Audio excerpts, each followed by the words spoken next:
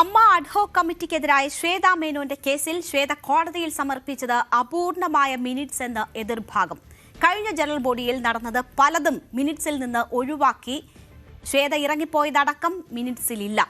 അംഗങ്ങൾ രാജി പ്രഖ്യാപിച്ചതുമില്ല. പ്രസംഗ ഭാഗങ്ങൾ പോലും മറച്ചുവെച്ചു എന്നാണ് ആക്ഷേപമുയരുന്നത്. 27-ന് ഇതെല്ലാം കോടതിയിൽ ഉന്നയിക്കും. പിഷാരടി അടക്കം ഇത് കോടതിയെ അറിയിക്കും. മിനിറ്റ്സിലേത് എന്ന് സംശയിക്കുന്ന പകർപ്പ് ഇതിനോടകം പുറത്തു വന്നിട്ടുണ്ട്. ആജ്ഞ രവീന്ദ്രൻ ഉണ്ട് വാർത്തയുടെ വിശദാംശങ്ങളുമായി. കോടതി നടപടികളിൽ അവിടെ സമർപ്പിച്ച മിനിറ്റ്സ് പോലും ഇപ്പോൾ വിവാദമായി മാറുന്ന ഒരു സാഹചര്യമാണുള്ളത്. അമ്മയിലെ പ്രശ്നങ്ങൾ കൂടുതൽ സങ്കീർണമാവുകയാണോ?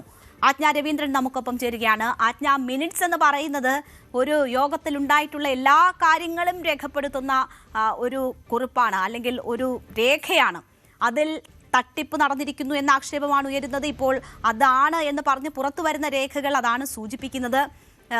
എന്താണ് കോടതിയിൽ നൽകിയിട്ടുള്ള ഈ മിനിറ്റ്സിൽ നിന്ന് ഒഴിവാക്കപ്പെട്ട പ്രധാനപ്പെട്ട കാര്യങ്ങൾ? ഇത് ഏത് നിലയിൽ കോടതിയിൽ ഉന്നയിക്കാനാണ് മറുപക്ഷം തയ്യാറെടുക്കുന്നത്?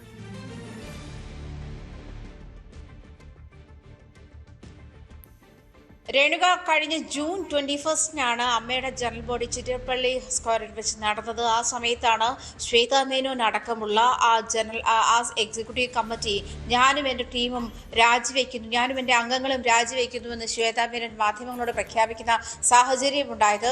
അതേ തുടർന്ന് ഇങ്ങോട്ടുണ്ടായ വിവാദങ്ങളാണ്. അതായത് തുടർന്ന് അഡ്ഹോക് കമ്മിറ്റി രൂപീകരിക്കുന്നു. ഈ അഡ്ഹോക് കമ്മിറ്റിക്കെതിരെയാണ് ശ്വേതാ മേനോൻ കോടതിയിലെത്തുന്നത്. അതായത് താൻ രാജ്യപ്രഖ്യാപനം നടത്തിയെങ്കിലും നിയമപരമായി താൻ രാജിവെച്ചിട്ടില്ല, അതല്ലെങ്കിൽ ആ പഴയ ഭരണസമിതി തന്നെ തുടരുന്ന സാഹചര്യമുണ്ട്.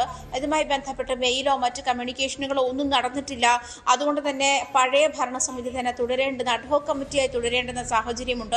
അതായത് മുൻപ് ഒരു ഘട്ടത്തിൽ മോഹൻലാൽ അധ്യക്ഷനായിരുന്ന സമയത്ത് കമ്മിറ്റി പിരിച്ചുവിടേണ്ട സാഹചര്യത്തിൽ പഴയ കമ്മിറ്റി തന്നെ അഡ്ഹോക് കമ്മിറ്റിയായി തുടരുന്ന സാഹചര്യം ഉണ്ടായിരുന്നു.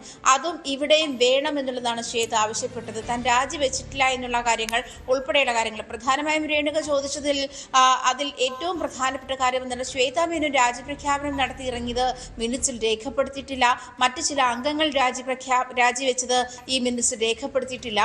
പ്രധാനപ്പെട്ട, അതായത് മിനിറ്റ്സുമായി ബന്ധപ്പെട്ട് പല കാര്യങ്ങളും രേഖപ്പെടുത്താത്ത മിനിറ്റ്സ് ആണ് കോടതിയെ തെറ്റിദ്ധരിപ്പിക്കാനായി കോടതിയിൽ ഹാജരാക്കിയത് എന്നുള്ളതാണ് അഡ്ഹോക് കമ്മിറ്റിയിലുള്ള ആളുകളുടെ വാദം. അതാണ് അതുമായി ബന്ധപ്പെട്ടുള്ള ഒരു മിനിറ്റ്സിന്റെ അതൊന്ന് മനസ്സിലാക്കുന്ന ഒരു മിനിറ്റ്സിന്റെ കോപ്പിയും പുറത്തിറങ്ങിയിട്ടുണ്ട്. എന്തായാലും നമുക്കും അത് ലഭിച്ചിട്ടുണ്ട്. അതിൽ നിന്നും വ്യക്തമാക്കുന്നത് ശ്വേതാ മേനോനും ഈ അഡ്ഹോക് കമ്മിറ്റിക്കെതിരെ കോടതിയിൽ, എറണാകുളം കോടതിയിൽ ഹാജരാക്കിയിരിക്കുന്ന മിനിറ്റ്സ് വ്യാജമാണ് എന്നുള്ള വാദമാണ് എതിർഭാഗം ഉന്നയിക്കുന്നത്. അത് 27 വീണ്ടും കോടതി ചേരുമ്പോൾ ഇതുമായി ബന്ധപ്പെട്ടുള്ള രേഖകൾ ഹാജരാക്കുമെന്ന് രമേശ് പിഷാരടി ഉൾപ്പെടെയുള്ളവർ വ്യക്തമാക്കുന്നുണ്ട്. എന്തായാലും അഡ്ഹോക് കമ്മിറ്റി, അതേ തുടർന്ന് നമുക്കറിയാം അഡ്ഹോക് കമ്മിറ്റിയിൽ നിന്നും രമേശ് പിഷാരടിയുടെ അതായത് സ്ഥാനം രാജിവെക്കുന്ന, അല്ലെങ്കിൽ സ്ഥാനം ചോദ്യം ചെയ്തുകൊണ്ട് തന്നെ കോടതിയിൽ ഹാജരാക്കുന്ന ഒരു ഹർജിയായിരുന്നു ശ്വേതാ മേനോൻ നൽകിയത്. അതേ തുടർന്ന് രമേശ് പിഷാരടി പിന്മാറുകയും ഇനി ഇതിലേക്കില്ല എന്ന് പ്രഖ്യാപിക്കുകയും ചെയ്തിരുന്നു. തുടർന്ന് ഈ ഒരു ഹർജി കോടതിയിൽ, അല്ലെങ്കിൽ ഈ ഒരു കേസ് കോടതിയിൽ നടക്കുന്നുണ്ട്.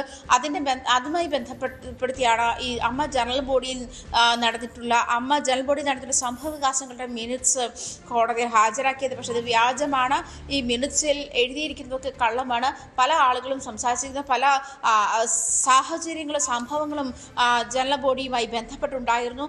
അതൊന്നും മിനിറ്റ്സ് രേഖപ്പെടുത്തിയിട്ടില്ല. അല്ലെങ്കിൽ ഒരു മിനിറ്റ്സ് എങ്ങനെ രേഖപ്പെടുത്തണമെന്ന് ആധികാരികമായി, അല്ല ബേസിക് നോളജ് പോലും ഇല്ലാത്ത ആളുകളാണ് ഇതിലുണ്ടായിരുന്നത് എന്നുള്ള ആരോപണവും വരുന്നുണ്ട്.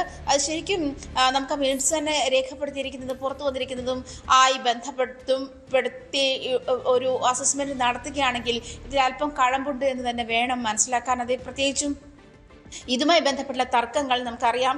അമ്മ ഈ ജനറൽ ബോഡിയുമായി ബന്ധപ്പെട്ട് ശ്വേതാ മേനോനും സംഘവും രാജിവെക്കുന്നതുമായി ബന്ധപ്പെട്ടും അൻസിബ ഹസൻ നൽകിയിരിക്കുന്ന പരാതിയെ തുടർന്നും അമ്മയും അതേ ചുറ്റിപ്പറ്റിയുള്ള ആളുകളും വലിയ വിവാദത്തിനും വിമർശനത്തിനും പാത്രമാകുന്ന സാഹചര്യമാണ് നിലവിലുള്ളത്. അതിപ്പോഴും തുടർന്നു പോകുന്ന സാഹചര്യമുണ്ട്. പരസ്യമായിട്ട് അൻസിബയും മാലാപാർവതിയും അടക്കമുള്ള ആളുകൾ ഈ ജനറൽ ബോഡിക്കെതിരെയും അഡ്ഹോക് കമ്മിറ്റിയുടെ അധികാരം ചോദ്യം ചെയ്തുകൊണ്ട് ശ്വേതാ മേനോൻ ഹർജിയുമായി കോടതിയെ സമീപിച്ചിരിക്കുന്ന സാഹചര്യത്തെയും ചോദ്യം ചെയ്തുകൊണ്ട് വാർത്താ സമ്മേളനത്തിൽ എത്തിയിരുന്നതാണ്.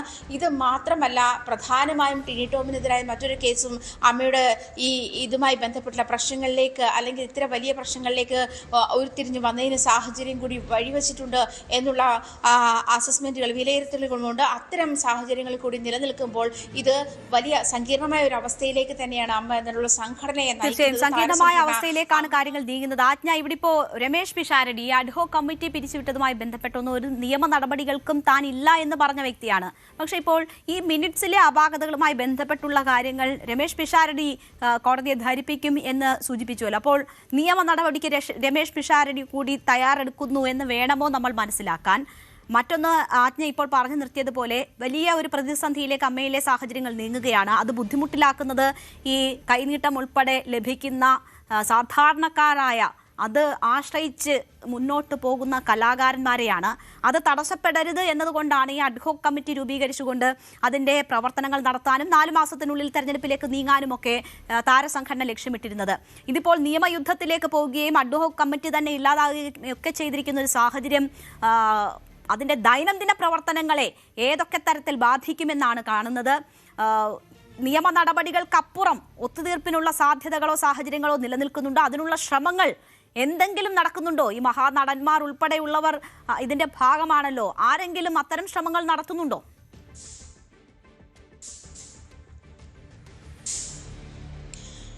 രേണുക, ഒരു പ്രധാനപ്പെട്ട ചോദ്യമാണിത്. പ്രത്യേകിച്ചും രമേശ് പിഷാരടി അത്തരം ഒരു പ്രഖ്യാപനം നടത്തിയിരുന്നു ഇതുമായി ബന്ധപ്പെട്ടുള്ള തുടർ നടപടികൾക്ക് താൻ ഇല്ല എന്നുള്ളത്.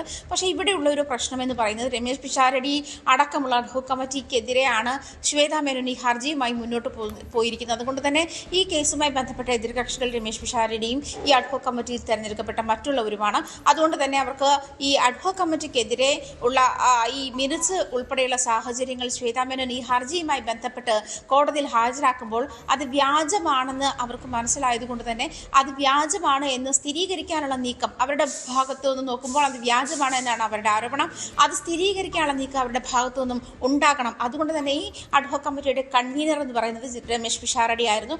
അതുകൊണ്ട് തന്നെ രമേശ് പിഷാരടിക്ക് ഇതിൽ ഇൻവോൾവ് ചെയ്തേ മതിയാവും. കാരണം ഈ ഹർജിയിലെ എതിർകക്ഷികൾ രമേശ് പിഷാരടിയും അടക്കമുള്ള അഡ്ഹോക് കമ്മിറ്റിയാണ്. അതുകൊണ്ട് തന്നെ മറ്റൊരു പ്രധാനപ്പെട്ട കാര്യം എന്ന് പറയുന്നത് ഈ ഭരണസമിതിയുടെ തുടർ നടപടികൾ, അതായത് അഡ്ഹോക് കമ്മിറ്റി രൂപീകരിക്കാനുള്ള നിയമാവലി അമ്മയുടെ സംഘടനയിൽ ഇല്ല എന്ന് ചൂണ്ടിക്കാട്ടിയാണ് ശ്വേതാ മേനോൻ കോടതിയെ സമീപിച്ചത്. അത് ഞാൻ നേരത്തെ സൂചിപ്പിച്ചതുപോലെ ഹേമ കമ്മിറ്റി വിവാദവുമായി ബന്ധപ്പെട്ട് അടിയന്തരമായി അമ്മ എക്സിക്യൂട്ടീവ് കമ്മിറ്റി പിരിച്ചുവിടുന്ന ഒരു സാഹചര്യത്തിലേക്ക് മോഹൻലാൽ കടക്കുമ്പോൾ അതിന് പകരമായി ഇത്തരം കൈനീട്ടം ഉൾപ്പെടെയും മറ്റ് ചികിത്സാ ചെലവുകൾ ഉൾപ്പെടെയുമുള്ള സഞ്ജീവനി പദ്ധതി ഉൾപ്പെടെയുള്ള കാര്യങ്ങൾ നടപ്പിലാക്കാൻ വേണ്ടിയും അതിൻ്റെ വ്യക്തമായ അത് പൂർണ്ണമായ നടത്തിപ്പിന് വേണ്ടിയിട്ട് അഡ്ഹോക് കമ്മിറ്റിയെ തന്നെ ചുമതലപ്പെടുത്തുന്ന ഒരു സാഹചര്യം. കാരണം ആ സമയത്ത് തന്നെ അടുത്ത തെരഞ്ഞെടുപ്പ് വളരെ അടുത്തിരിക്കുന്ന ഒരു സാഹചര്യം കൂടിയുണ്ട്. അപ്പോൾ മറ്റൊരു തെരഞ്ഞെടുപ്പ് നടത്തുക എന്നുള്ളത് വലിയ ചെലവേറിയ ഒരു കാര്യമായിട്ടാണ് അവർ ആ സമയത്ത് തന്നെ അസസ് ചെയ്തത്. അതുകൊണ്ട് തന്നെ ഈ അഡ്ഹോക് കമ്മിറ്റി, അതായത് നിലവിലുള്ള ഭരണസമിതി തന്നെ തുടരട്ടെ അഡ്ഹോക് കമ്മിറ്റിയായി എന്നുള്ള ഒരു തീരുമാനത്തിലെത്തുകയായിരുന്നു. ആ സാഹചര്യം ഇവിടെ ഇല്ലേ എന്നാണ് ശ്വേതാ മേനോൻ ചോദിച്ചത്. അതായത് ഇത് പക്ഷേ രാജിപ്രഖ്യാപനം എന്നല്ല, മറ്റുള്ളത് അഡ്ഹോക് കമ്മിറ്റിയിൽ ആ എക്സിക്യൂട്ടീവ് കമ്മിറ്റി പിരിച്ചുവിടുകയായിരുന്നു. അധ്യക്ഷൻ എക്സിക്യൂട്ടീവ് കമ്മിറ്റി പിരിച്ചുവിടുകയായിരുന്നു. ഇവിടെ ശ്വേതാ മേനോൻ മാധ്യമങ്ങൾക്ക് മുൻപാകെ പ്രഖ്യാപിച്ചത് താനും തൻ്റെ അംഗങ്ങളും രാജിവെക്കുകയാണ്. അത് തനിക്ക് തുടരാൻ കഴിയില്ല, അത് തൻ്റെ വ്യക്തിത്വത്തെ ബാധിക്കുന്നു, തനിക്ക് പല കാര്യങ്ങളും തുറന്നു പറയാൻ കഴിയുന്നില്ല, പല ആളുകളുടെയും കയ്യിലെ പാവയായി പ്രവർത്തിക്കേണ്ടി വരുന്നു തുടങ്ങിയ കാര്യങ്ങളായിരുന്നു അത് മാധ്യമങ്ങളിൽ കൂടി അവർ വ്യക്തമാക്കിയത്. പിന്നീട് സോഷ്യൽ മീഡിയയിൽ അവർ ഇതുമായി ബന്ധപ്പെട്ട് അമ്മ പ്രസിഡന്റ് എന്ന് ചേർത്തായിരുന്നു ഇതുമായി ബന്ധപ്പെട്ട് അത് താൻ രാജിവെച്ചില്ല എന്നുള്ള പ്രഖ്യാപനം പിന്നീട് നടത്തുകയും അതേ തുടർന്ന് അമ്മ പ്രസിഡന്റ് എന്ന ടാഗ്ലൈനോട് സൈൻ ഓഫ് കൂടിയിട്ടായിരുന്നു അവരെ പോസ്റ്റ് ചെയ്തത്. അങ്ങനെയായിരുന്നു. എന്തായാലും താനും ഈ മറ്റ് എക്സിക്യൂട്ടീവ് കമ്മിറ്റിയെയും രാജിവെച്ചില്ല എന്ന നിലപാടിൽ തന്നെയാണ്. അത് പഴയ എക്സിക്യൂട്ടീവ് കമ്മിറ്റി പിരിച്ചുവിട്ടപ്പോൾ അഡ്ഹോക് കമ്മിറ്റിയായിട്ട് അവർ തന്നെ തുടർന്ന സാഹചര്യം ഉണ്ടായി. പക്ഷേ ഇവിടെ പുതിയൊരു അഡ്ഹോക് കമ്മിറ്റി തിരഞ്ഞെടുക്കുകയായിരുന്നു. അതിനെതിരെയാണ് അത് അഡ്ഹോക് കമ്മിറ്റിക്ക് തുടരാനുള്ള അല്ലെങ്കിൽ തിരഞ്ഞെടുക്കാനുള്ള നിയമപരമായ സാധുത അമ്മയുടെ ബൈലോയിൽ പറയുന്നില്ല എന്നുള്ളതായിരുന്നു ശ്വേതാ മേനോൻ കോടതിയിൽ ചൂണ്ടിക്കാട്ടിയത്. എന്തായാലും കോടതിയിൽ എത്തിയിരിക്കുന്ന ഈ മിനിറ്റ്സ് വിവാദത്തിലാവുകയാണ്. ശ്വേതാ മേനോൻ അതിൽ വ്യാജമായിട്ടുള്ള മിനിറ്റ്സ് ആണ് കോടതിയിൽ എത്തിച്ചിരിക്കുന്നത് എന്നുള്ളതാണ്. ഇതിലും 27-ാം തീയതി വീണ്ടും ആ കേസ് പരിഗണിക്കുമ്പോൾ ഈ അംഗങ്ങൾ ഉൾപ്പെടെ രമേശ് പിഷാരടി ഉൾപ്പെടെയുള്ള ആളുകൾ കോടതിയിൽ എത്താനുള്ള സാധ്യതയും ഏറെയാണ്.